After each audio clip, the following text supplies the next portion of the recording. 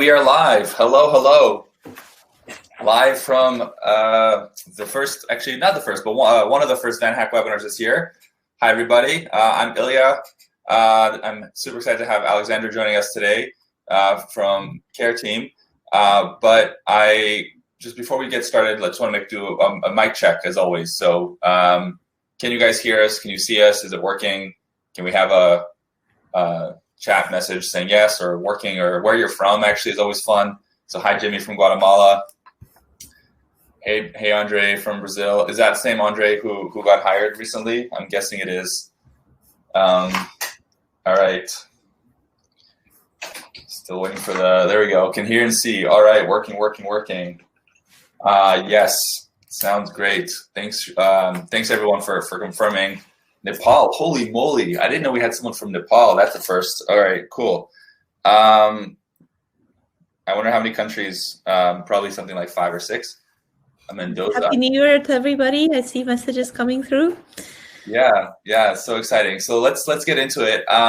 So we really have the luck actually, and because Alexandra, she's got a lot going on. She's very busy, so we're really I'm grateful personally. So just off the top, thank you, Alexandra, for being with us. Alexandra and I have a really cool history, which maybe she'll get into, and how we've met, and she's been a supporter of VanHack from the beginning, like one of the very, very first people to say, you know what, this is cool. One of the very first company, her and her business partner Rob were one of the first companies to support. I mean, you can mentor VanHack and also hire VanHackers, right? So I believe it started with Andre Castoldi, who you picked up at the airport way back in like 2017 or 2016, and then where's Octavio and I might be missing someone else, but Adriano and Anderson, and there's lots of yeah, exactly. And she's also hiring now, so we can talk about that too. But without any further ado, again, welcome to the webinar. Thank you so much for being here with us. Thank you, Ilya. It's fun to see your company grow, and also the stories of all of these. Like, most of the people in our team are immigrants, and so us coming in because we're attracted by the values that Canada has and wanting to contribute to build an even better future for this wonderful country. Yeah, your CTO was immigrant, right? One of your first CTOs was from Poland. Yeah, and I mean, Rob moved as well when he was 8 with his family. So I think the exception on our team is somebody who's actually Canada born. There's only one of them, but what unites us is this desire to use technology to make the world a better place. And it's really one of those, like, I've had people say, stop being so idealistic. And you're like, I can't help it. It's part of my DNA. Yeah, definitely. There's so much positive impact happening. I'm curious. I never asked you this, and forgive me for not knowing, but where were you born? Which country? Are you not Canadian yourself, or did you immigrate, or were you born in Canada?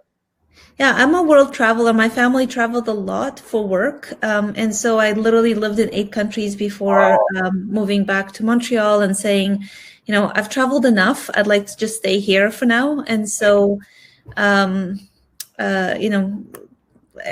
all over Europe, I've lived in Algeria. I've traveled all over the world. And so, part of this fun is acquiring different languages. And so I speak French, German, and Spanish. And being curious about other cultures as well. And so as people come on a team who've been living in Japan or come from Korea or Brazil, lots of Brazilians, if you are somebody who sees themselves as a citizen of the world, this becomes a fun opportunity to discover and not just assume because you've met one Brazilian, all of Brazil. Mm-hmm. Yeah, I think this concept of global citizens is one that's going to emerge more and more these days, and I think you're ahead of your time with that one. Having all that exposure and context, you can come to a work situation or hiring situation with a much better and richer and more empathetic mind. Oh, totally. And I mean, before hiring developers, we actually were hiring physicians. I don't know if you've done any sort of an intro, but I am a medical doctor.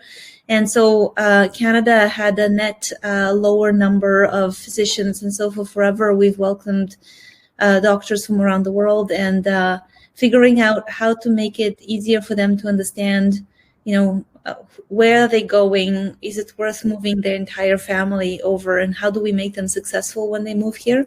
It's really important. And then the other spectrum, when I started in practice in Montreal, I was in charge of the refugee clinic.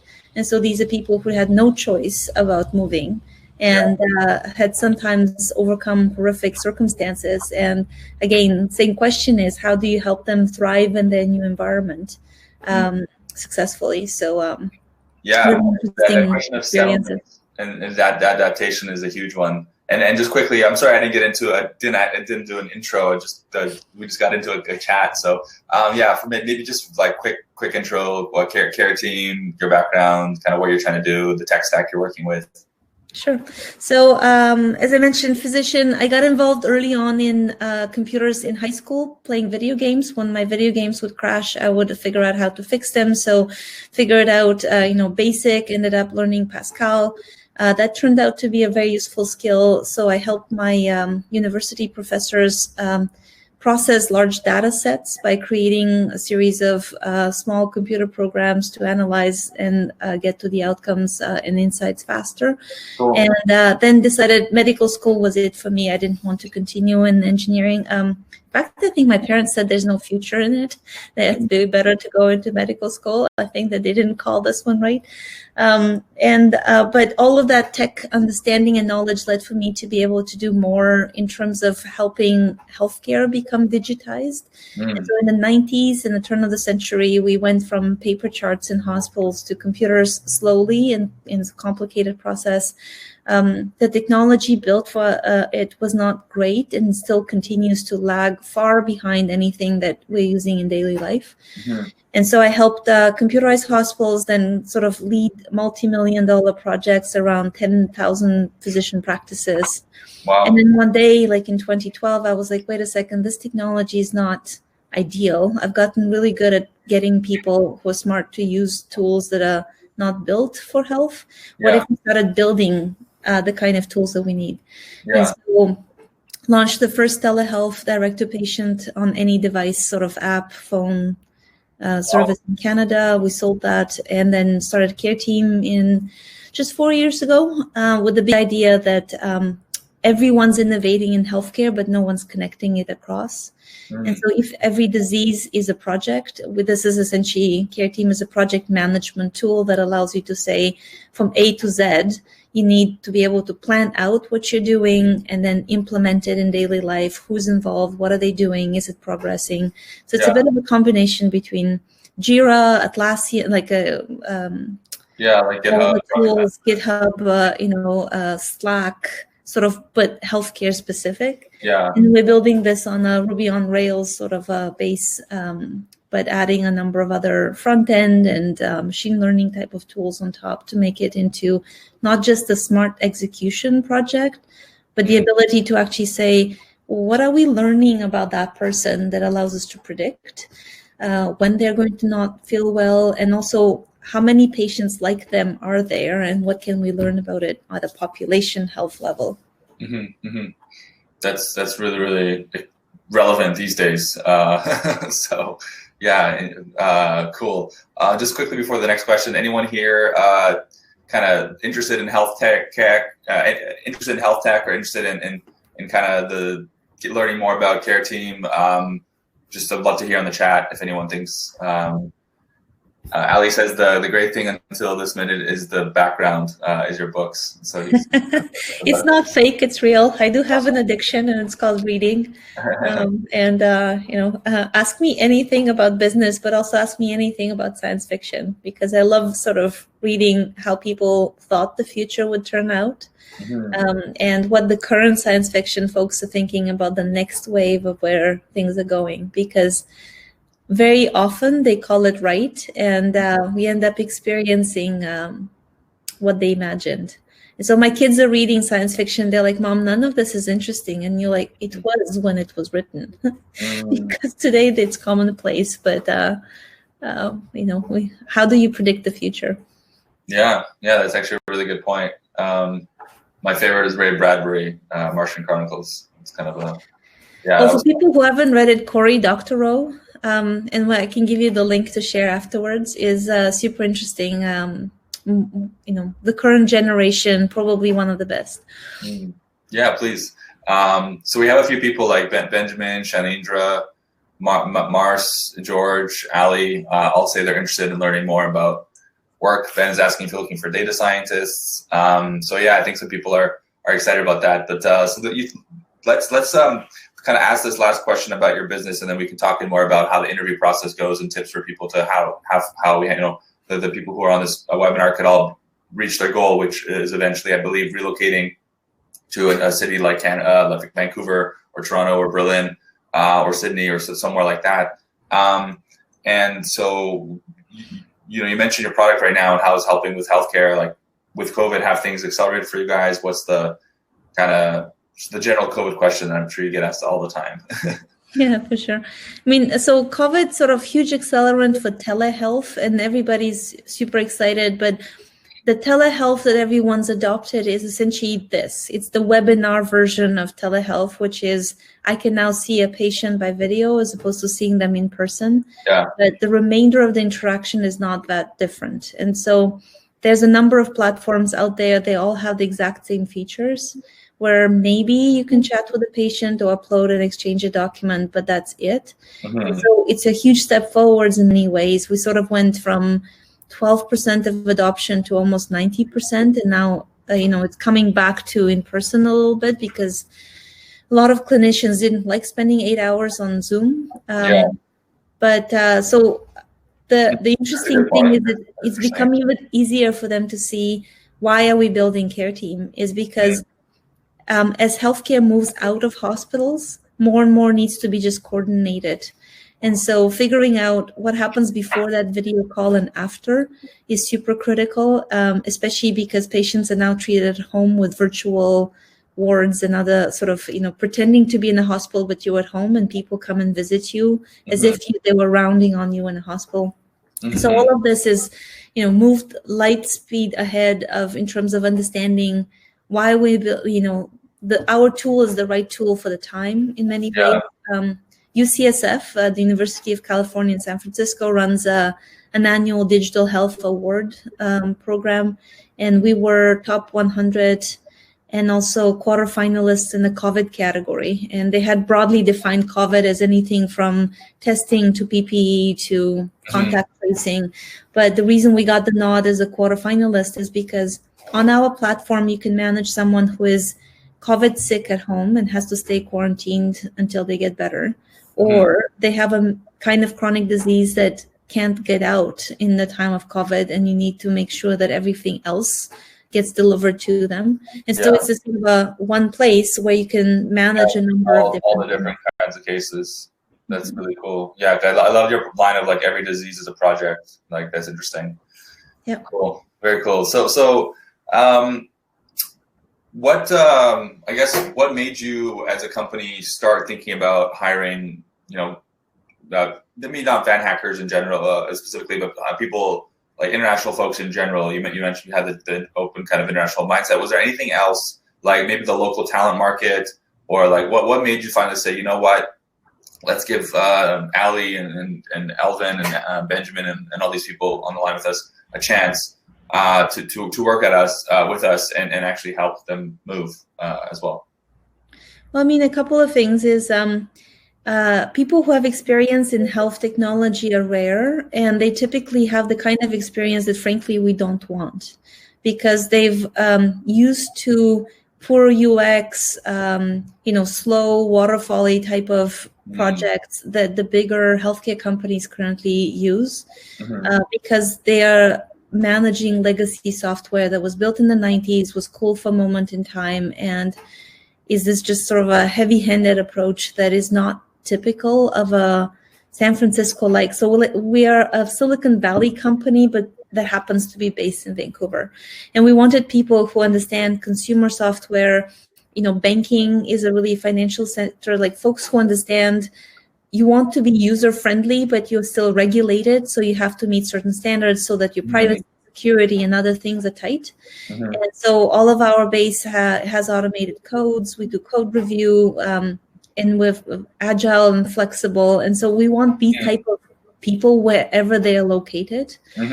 to come and work on these type of issues. And second, we are a team that absorbs people from overseas really well, because we know what it's like and we know how to make them successful. So those are two good reasons to not just hire local, but broaden our search.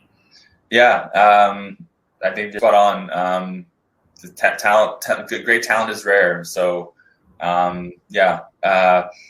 So when someone is applying for a job with you, what do you look for? Like, what can a candidate do to stand out? And guys, everyone will give people Q&A in about 15, 20 minutes here, just so you know. Stick with us if you want to ask Alexandra a question. But what would you do, or what would you say to someone who's like, you know what, I want to get hired at the top tech company in Canada or somewhere. What should I do to stand out and really get your attention as the CEO? Yeah, for sure. And so part of our belief is to hire, people who don't necessarily, we sometimes go for intermediate or, people who have the capacity to self-manage, whether they have a lot of skills or not. And so before COVID, we already worked a day a week at home, and we had flexibility that if you're working on something and you just need to focus on it, we trust you to go work on it at home for a bit and then sort of come back. So for us, the transition to COVID was super easy, because I essentially call our team a company of grown-ups. And so, our principle is that we trust everyone to know what they're doing, to ask questions if they need help, to collaborate in a way that where they're not just executing what I tell them, but they contribute thought to it. And they're like, hey, this is a different way we should do this. How about, and sort of take initiative. And are willing to constantly learn. So people for whom, like we had one developer that came on our team, and within 3 months, he's like, I thought I wanted to constantly learn, but I realized that I actually don't. And so we helped him go work for TELUS, one of the bigger tech companies in town. And sort of for the next 3 months, his job was to move one button from one place to another. And that was like a nice sort of a boxed-in project. But if you would find that type of job sort of a nightmare, and you want to do things that matters, and you want to be in charge of things, we promote people very quickly, because if it's a meritocracy, if you're good at what you do, it doesn't matter the number of years of experience. And so like one of our engineers that theoretically doesn't have a lot of years of experience, within the last 9 months has been doing so well that the responsibility and the benefit package that goes with that has been increased almost every 90 days. And so it's sort of people who are eager for a challenge, who are sort of like, I don't want a boring job, I want to change the world, mission aligned. They don't need to know healthcare, because we can teach them the healthcare piece, but they need to be interested in how can we make technology invisible to the user, so that when they log in, they see exactly what they need to see, and they leave not realizing how powerful the rest of the system is. Because it's about when my life is collapsing, like, I don't know, my loved one was diagnosed with cancer, everything is wrong. I don't have the energy to figure out your software. I just need to know, what do I need to know right now to make things better? And so it's for anyone who's used Slack, it's the fun element of feeling also like, every time you touch our tech, we want you to leave feeling happier, even if the answer was your test is pending. We don't have the result yet. Or it's how do you use technology to make humans feel supported? People who are interested in making that type of an impact, a natural fit on the team. People who want to learn, who want to contribute, who have questions and ideas. This is the team where it doesn't matter where the question or idea comes from. If it's a good idea, it's going to get done. That's awesome. Yeah, and you guys are at a good size too, where it's like, still like everyone who joins is like this in the top, let's say 10 developers of the company, right? So all of those people always have such huge impact, and it's so true. When you said moving the button from TELUS, like I just imagine someone moving a button across the screen. Oh my gosh. Well, it didn't take him long to code it, but it took him that long to get all the permissions. Yeah. And whatnot. And it's like, and so, we like structure, and so we use all of these tools to make sure that there's an overall plan of action and a direction in which we're going, but we also encourage initiative and curiosity, and so folks like that is a great experience. We are completely virtual for COVID, and sort of, we do want people to move to Vancouver to be here. But the plan is for the next 9 months at least to stay virtual, because it's still unclear. The rules keep changing week over week, and we prefer to just say maybe we'll meet once a week in the office as opposed to the other way around. Which is the opposite of what we used to do. But we've found amazing talent from in Canada and overseas. And the last piece is just fun to work with. And so, there's an entire team that's mission focused, like the Army SEALs, where no one says anything. If you crack a joke, people look at you funny. That's the opposite of our team. And I put in a quick video in LinkedIn about it. And, enjoying the process is, important, because it's a hard job to do in healthcare. We are very mission focused or whatnot, but it doesn't mean we can't have fun. Yeah, I think you need to have fun. This is our T-shirt from Christmas. Sorry, I was on mute. That's our official care team, sort of the next T-shirt we put to. But it's So we talked about everybody who says that having to do push-ups, and then we said, no, let's give everyone a T-shirt and make them wear that for the day. That's fun. Yeah, we're gonna make T-shirts for 1,000 hires actually. So everyone's gonna have a 1,000 hire T-shirt. That's fun. Yeah. So they're being made. We hit that right after Christmas, so we didn't have time for the holidays. But yeah, I love the comments, guys. Here, Ali says, "I'm getting more excited as you add more information. Are others like me?" And then Samson said, "Great info from the CEO. Enjoying this." And then Harsha asked a long question about, the mute was fun. Yeah. I have a prop, not a prop, but I'm a huge hockey fan, so I have a hockey hat. It's not as cool, but yeah. I have to go get my Raptors hat. I'm a basketball fan. Oh, nice. It's literally one of our engineers. We had somebody apply out of school, and we typically don't hire people who have no experience, because. And I said, small team, lots of things to do. It's better to keep people more experienced on the team. But his opening sentence was I built an app for basketball stats.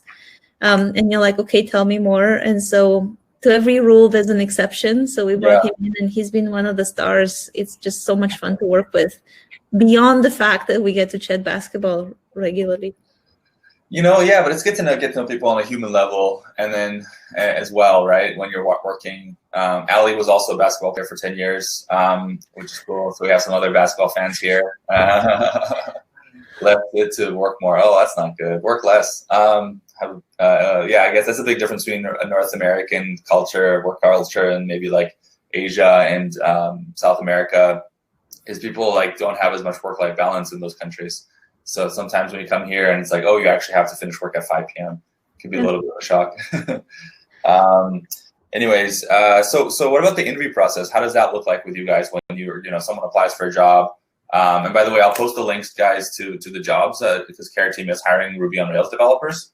So I'm going to post the link here.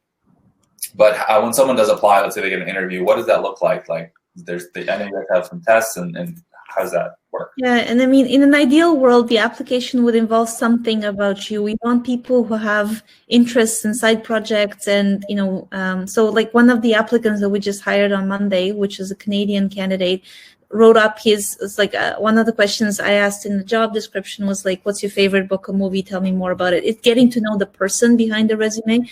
And he was my favorite movie is Spider-Verse. And so he had me at hello. I love Spider-Verse. I think it's so original and creative. It's the latest sort of a cartoon anime Spider-Man movie. And so it became a fun thing to interview him about as a sort of yes, we can ask you all the routine questions, but getting to know why do you like this movie? What do you think it's interesting about it? Becomes an easier way to connect to the human behind the resume. And so part of our process is slightly different. And so I oftentimes will actually get on a call and just chat with the candidate, because fit is so important. It doesn't matter what your skills are and whatnot. Is like, if we don't hit it off where you are interested by what we're doing, you're going to be a good person on our team to interact with. We are a small team, we're 15 right now.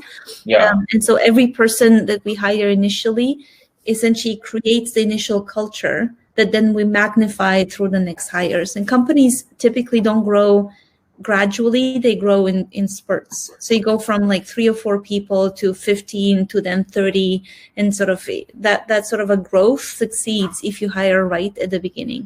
Yeah, so true. And so I typically would look over a resume if there's a video, and I love the fact that on your website you have a video so you can see how the person moves and talks.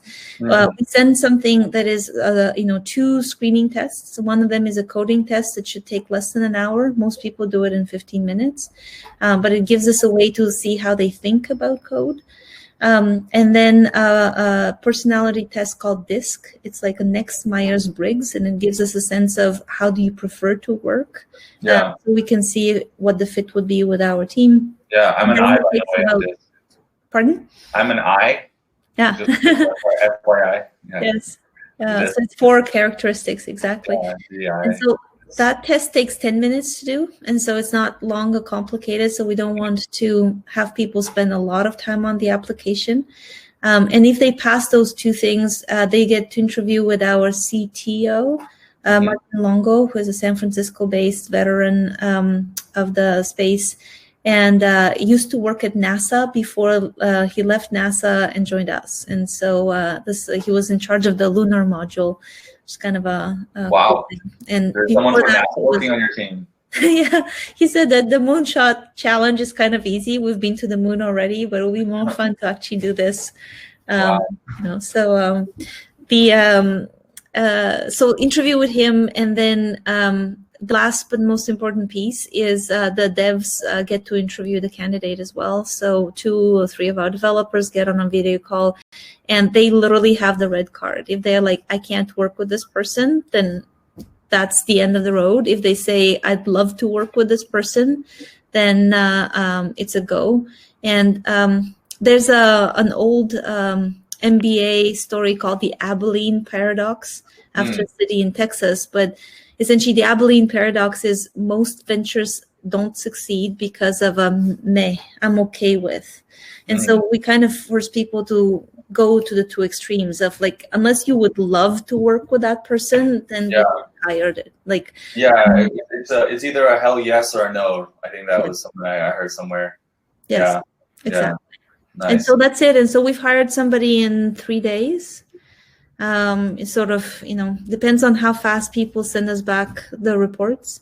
We right now probably need to hire 3 to 4 people, and next month will be 2 more. And so, if we find the right candidates, we can absorb them all now, as opposed to wait until the next time we need to. So if we find good people, we're not limited by the numbers. That's awesome. Well, that's good that we have over 100 applicants on VanHack here. Wanted to join Careteam. So we're that's awesome. What do you feel about the market? That's maybe we can kind of move into that. Like, you maybe you talk to a lot of other companies. Do you feel like more Canadian companies are hiring tech talent?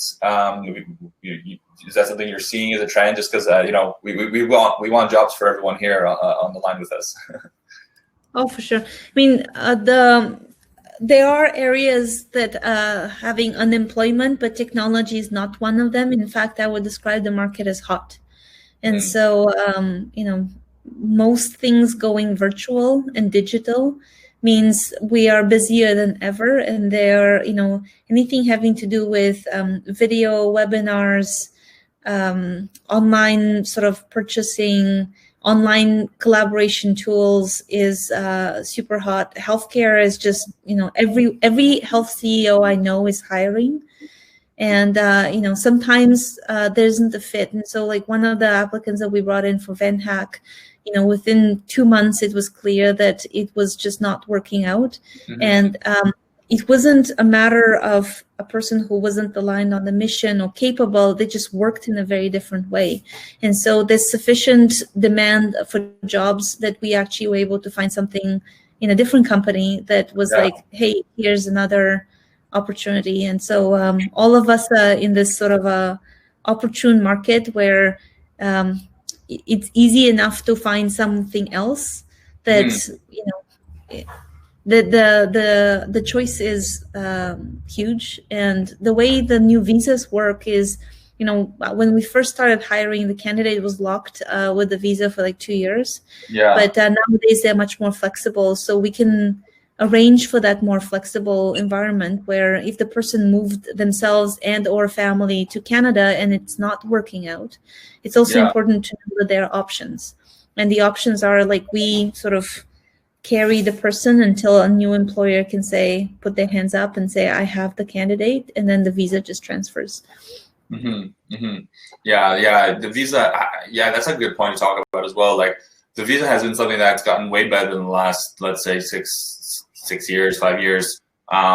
Before, you know, anyone sponsoring a visa was almost looked at as crazy, or like it was just impossible to do. So I've done it twice before. It took us 7 months of constant effort. And so before VanHack. And so with the new visas and things, I think the fastest one we've had is 2 weeks. I think with COVID right now, it's a little bit slower. And then the next step after that is how fast does a person get their permanent residency in Canada? And so it used to take 2 years. I think something like a year is the common now. About a year, So a lot of VanHackers get their PR about a year and a half after they relocate. So and then you're basically Canadian. So all good. There's a good question here. I just want to jump in. Actually, Jezdemir is asking.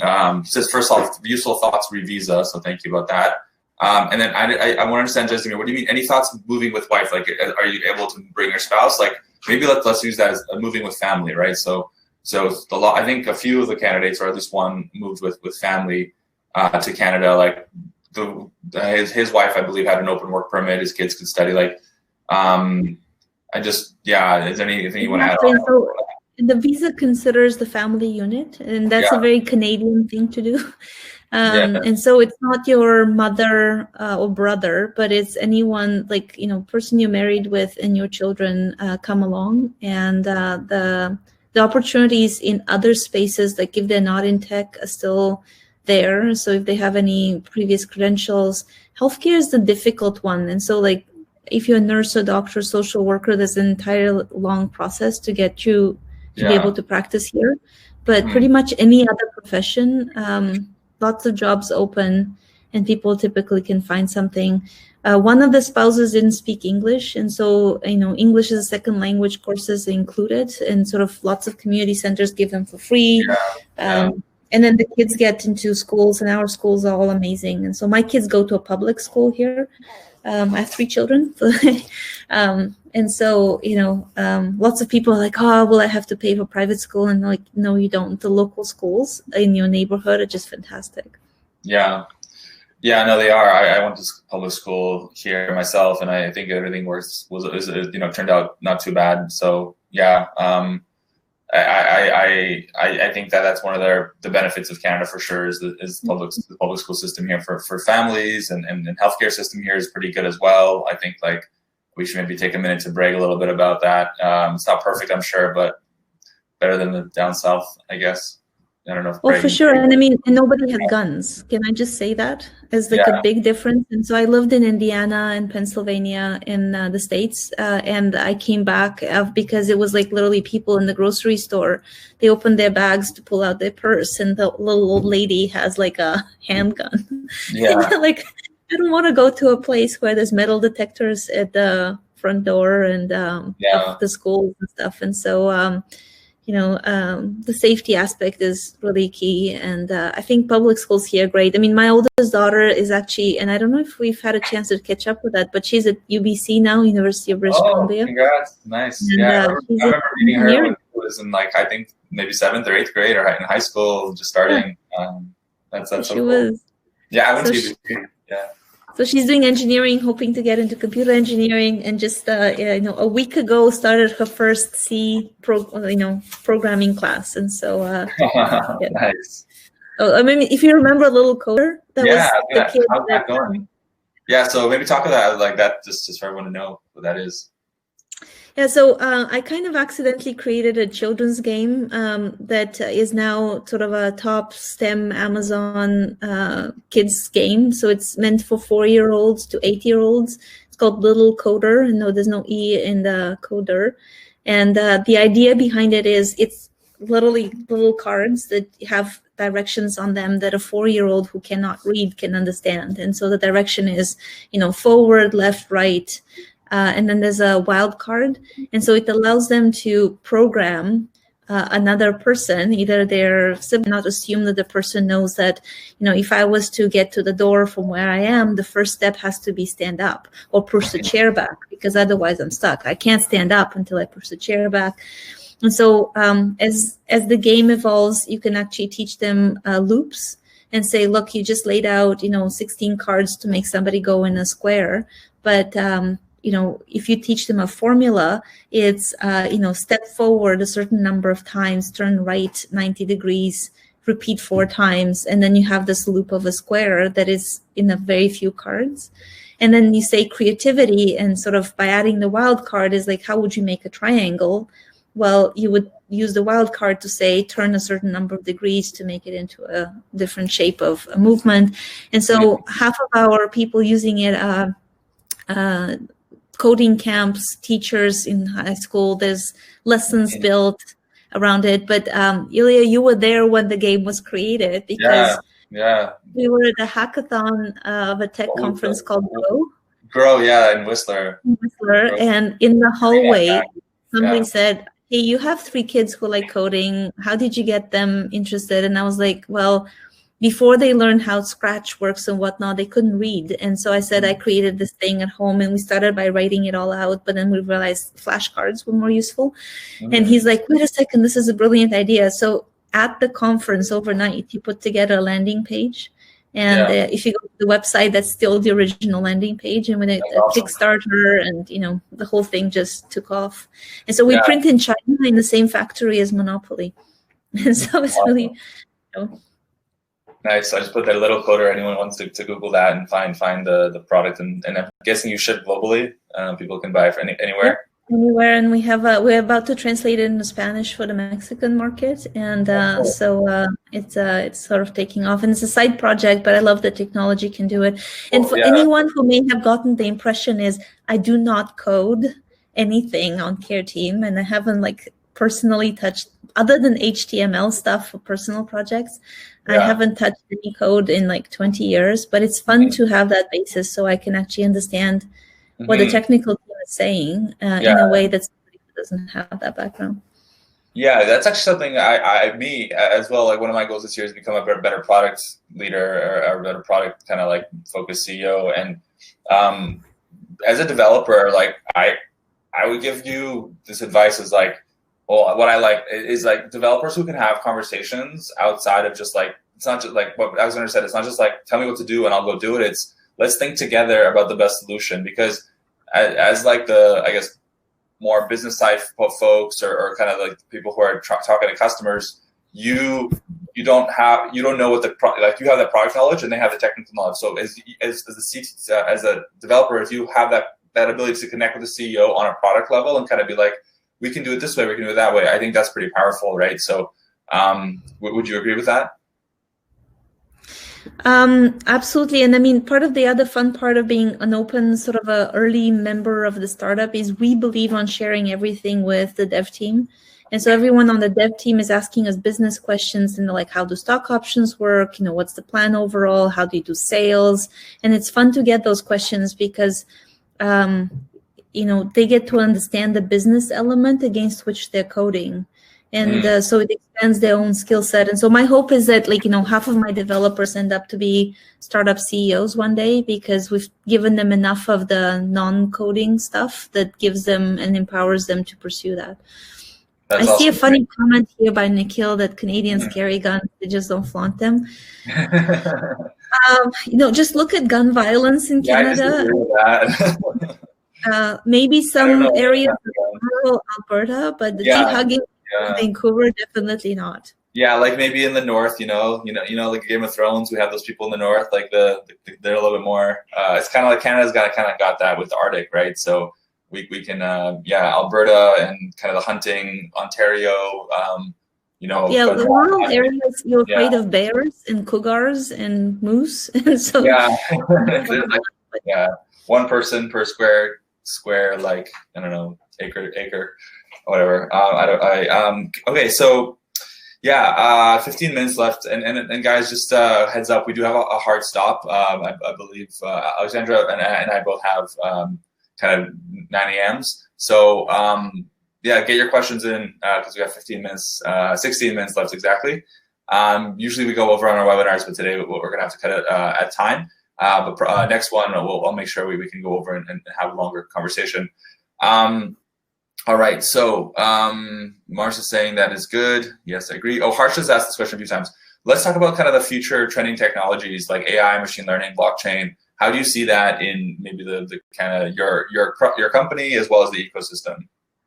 Yeah, so we're part of a number of sort of projects that are called the Supercluster Project, which are the most innovative funding government sort of initiatives to try and say there are big problems to solve that ordinary approaches don't solve. And so you need to create a consortium between a big company like TELUS, or Change Healthcare, and smaller companies like ours, so that you can take their capability and our ability to move faster and together create something that otherwise would not be impossible for either one of us to create. And so a lot of that has to do with connecting technologies. And so people who are good at connections are going to do well with us. And then the next piece is, once you connect, do you end up with, there's an old sort of an expression in English about finding the needle in the haystack. And I know that there's equivalents in other languages and cultures, but the idea there is if you have a needle lost in a haystack, it's very hard to find it. One of the challenges of data is if you put a lot of different haystacks together, it's great, you know that the needle's all in it, but it's not any easier to find them. And so, creating the structure of our software so that it's easy to put AI on top is a priority. Figuring out how do you connect something else and don't break that core structure, so that in fact the new addition can be added as an information point that can then be analyzed on top is key. And then, so we're 4 years into it. We're starting to do some machine learning and AI just because you need data to be able to do it. And so without data, it's pointless to have the capacity. And the ways we want to apply AI is both to analyze patterns, but also look for opportunities to predict. So how can we anticipate at the individual level and at the population level? And our most interesting project in that space is a supercluster project with addiction. So 10% of people who have surgery become addicted to the pain medication that they get for the surgery. Wow. And we used to put them, I know, it's crazy, 1 in 10. So we used to put patients in the hospital for a week to recover. We now do day surgery. So they're sent home and the doctors literally don't know what happens at home. And because of our project management structure, we can actually give people instructions as to what should happen, but also get the feedback as to what is actually happening. What is their pain level? How much medication are they taking? And so the project has us combined with 4 other solutions to come up with a prediction of what protocol should they be put on for pain management based on who they are and what surgery they're getting, and then learn from that. Did it work or didn't work, so that the next person gets a better suggestion. And that to me is very interesting. That is, because it's so impactful, right? Like if you bring that number in half, how many lives will that be saved, or at least how much pain will that be saved from people's lives? 1 in 10, that's a huge problem. So that's awesome. Thanks Harsha for the question. A couple of people have asked, are you open to hiring for like different stacks? Like, are you open to hiring people who don't know Ruby on Rails that well and maybe are experienced in other technologies and want to cross over? Yeah, for sure. And so our CTO sort of view is that anyone who's coded for more than 3 or 4 years is a polyglot. And so it's this ability of picking up a new language is just a matter of weeks, not years. And so folks who have like the description lists other names other than Ruby. Obviously, a Ruby person can start sort of and be pushing code very quickly. And so it's easiest. But all of the stuff I mentioned about the right mindset is more important. So if we find the right mindset, we brought people on board who were not Ruby savvy, but upskilled over the first period of working with us. Yeah, exactly. I think that polyglot phrase is a great one. It's so true, right? Like, there's no such thing as a senior Java developer or senior Ruby developer. They're just senior developer or whatever title. And the language is just, I don't know. It's kind of like, I guess if you're a good fisher, you can fish with any kind of fishing rod.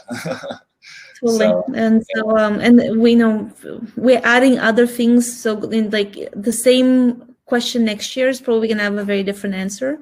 But for now, we're still very much focused on Ruby on Rails, some React. Nice. There are a couple of people asking questions about finance and other things, business development. Obviously, we're growing and we are doing a lot of sales. But part of the visa requirement means that the government doesn't let us bring in people who are just on the business side. And so the priority for Canada is to bring in technical talent. And so in as much as I'd love to do the same thing on the business side, we're limited to what we can do through overseas hires in the business space. Yeah. It's definitely harder, but it's not impossible. Although, the best way is if you're in business and finance, like tech is fintech, there's all these different technology things. So think about how you can work more, maybe not be a developer, but use tech in your everyday world to be better at your job. Okay, cool. So other questions? Do you focus on primary healthcare or advanced, or both? Is it primary care or advanced care, like surgeries, or both? So we the vision of where we want to land is everything. And so part of our goal is to be a global company because healthcare right now is very local. And so as you move, for example, from one country to Canada, all of your records don't follow, which makes no sense.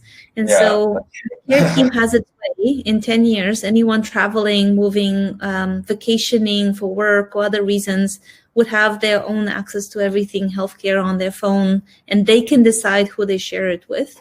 Nice. But primary care is lower dollars in terms of funding, and the urgency of adopting is less. And so we focused on getting to that vision by tackling the big, scary conditions first, where you're diagnosed with cancer, you are eager to find solutions, there's urgency to learn and act and adopt the software. And so we've done dementia, cancer, heart failure, kidney failure, addictions, eating disorders, type 1 diabetes in children. So anything where there's complexity and there's a real opportunity to show that our tool shines. Yeah, that's fantastic. The real kind of big ones. Great question there, George. Are you only hiring devs? Ivan, I'm guessing the answer to that is yes, but like what stack, or what do you work with, Ivan? Ali asked, what about biotechnology? I'm not sure exactly what about it, but thoughts on biotech? Well, so, we are planning to integrate with a number of companies that do genomics and wearables and not reproduce what everyone is trying to do. So the philosophy on the team is to say, we are going to be the connector that leverages all of these amazing other technologies being built, because there's 200,000 apps in the App Store and almost no one's using them that are healthcare focused and should be used, but people can't figure out how to use them in daily life. And so understanding of those spaces is useful, but not required. And there's a few questions about family and age. And so Canadian law, but also how we believe things should be, is that we don't ask any of those questions on the interview. People volunteer them. And if they want to ask those questions, they're welcome, because my experience is moving to a new country only succeeds if your partner is happy. If you are happy, that's great, but it's not sufficient. It has to be that for your partner, this was a good move. And one of our key priorities when we meet people is to make sure that their family settles well, because otherwise they're not happy, they're distracted. And so it's aligned to our business, but it's also the right thing to do.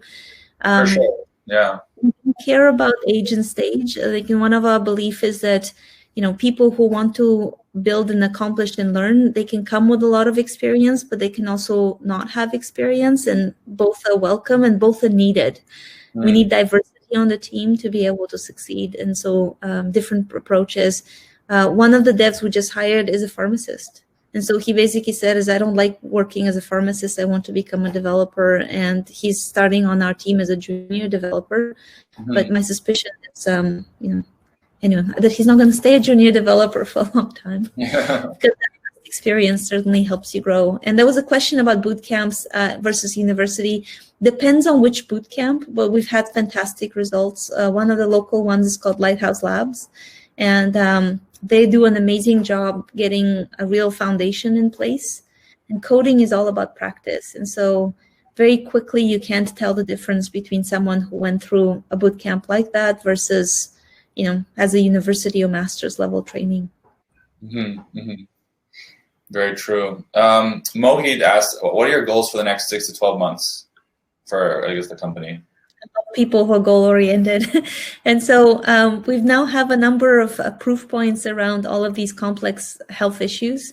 And so the next 6 to 12 months on the business side is to take those and sell, so we can get the resources we have in terms of revenue to hire more people, to build more. Part of what we want to do is take what people are using right now and make it even better. We're the phase where we're actually removing certain features which are not being used, or improving the workflow of the user navigating our app, so that when they arrive, depending on why they came in, they see the right screen at the right time.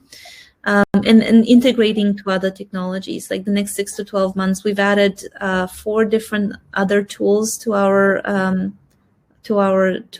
app. It's connecting to, and so connecting to Uber, connecting to your smartwatch, connecting to other apps in healthcare. A lot of integrations. Because you guys are getting all the data right into one place. Interesting. And make cool. sense of it. Yeah, that sounds like an exciting challenge. So let's see here. Self-taught programmers, I'm guessing the same answer. It doesn't matter to me how you arrived at this, and like the meritocracy version is, are you good? We are looking for people who like systems. I saw a question from a security engineer, and so like everything has to be robust, reliable, and solid. So one of the reasons that didn't work out is that he was prioritizing speed over quality. And so we do want people who are fast and get things done, obviously, but it needs to be done well, because it's like building a building. If your foundation is not strong enough, it will crumble. And so our code has really strong reliability, and that's why we do peer reviews, automated codes, lots of QA and other sort of things to make sure that this has to work 24/7. Yeah, you guys can't afford to be going down with the critical data that you have, right? So, yeah, it's intuitive to hear from the SEO, CEO. Sorry, my mind is too much into growth and tech and stuff. SEO. The idea of having a centralized source of medical information is very cool. Solves many problems. One interesting feature to add is auto-translate to keep all records in English, like auto-translate exam results and make them available to doctors querying when needed. Fantastic job, Alexandra. Healthcare is very important. Would love to connect. How much more connected, the better. So I guess the more connected, the better.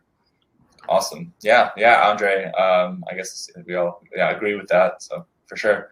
Last kind of question. We have a few minutes left here. Is any kind of final tips or thoughts that you can give someone? Maybe the person's like a little bit frustrated, or they haven't had success in their journey to get hired. What would you say to that person? Well, I think that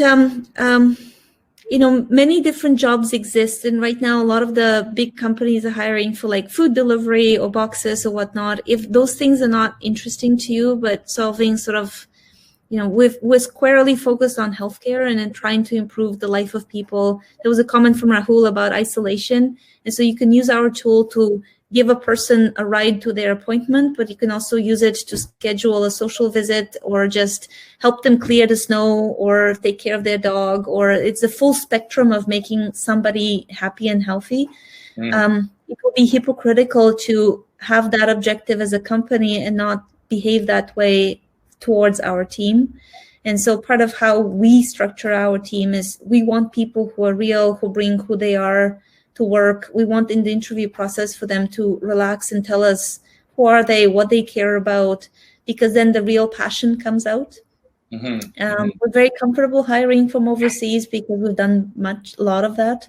And part of, the process is tell us why you care, like put in what Rahul just said of like the story, like ideas that you have in that space that make us feel like it's more than just an exercise in doing code. We understand somebody was asking, what if I have a career gap? We understand that life is unpredictable and things change, but if you are eager to learn, if you're curious, if you work well in a team, if you're a team player, this is the basketball or soccer version. This is not tennis, like playing solo. And ask us questions about Vancouver, Canada, what it's like. If you think that Vancouver is covered in snow, you're wrong. We're Rain City Central. The mountains are covered if you like snowboarding or skiing. We do get access to the mountains to do that. I actually do ski patrol. I'm one of the doctors at the local mountains, and so I love skiing. But it's cycling is our main sport in the city. It's not skiing. Would love to get people who are curious and interesting about health, don't have to have healthcare experience, and are willing to adopt a mindset that every month and every week, and they're going to learn new things and do things in a different way that they had done before. But to them, that's exciting as opposed to challenging. Yeah, and I just put your job link that Bukar shared with everyone just there. So if anyone does want to apply to Careteam, just go ahead and do that on the VanHack platform, and we'll make sure that Alexandra and her team review the kind of the top applicants. Alexandra, we're a little bit over, but I hope that's okay. And thank you so much for this fantastic experience. Everyone, please join me in kind of giving a virtual applause. Look forward to the next VanHacker joining Careteam. That sounds great, Ilya, and it's wonderful to see your own organization grow. Love the hiring platform you built. It's super easy for an employer to go through it. And thanks everyone who's recording videos. I know how awkward sometimes it can be, is like talk about yourself in 5 minutes, but we do watch these carefully and really appreciate them. Yeah, that's a really good point on the video. I'm just going to highlight that before we finish, guys. I know a lot of you already have your videos done. Soon we're going to be adding more videos, so just and if anyone hasn't had their English verified, please do so. I'm seeing some really cool comments and applause and saying thank you. So everyone, thanks so much. Have a great day wherever in the world you are. And Alexandra, we'll talk soon. Take care. Thanks, guys. Take care. Happy New Year. Happy New Year. Bye.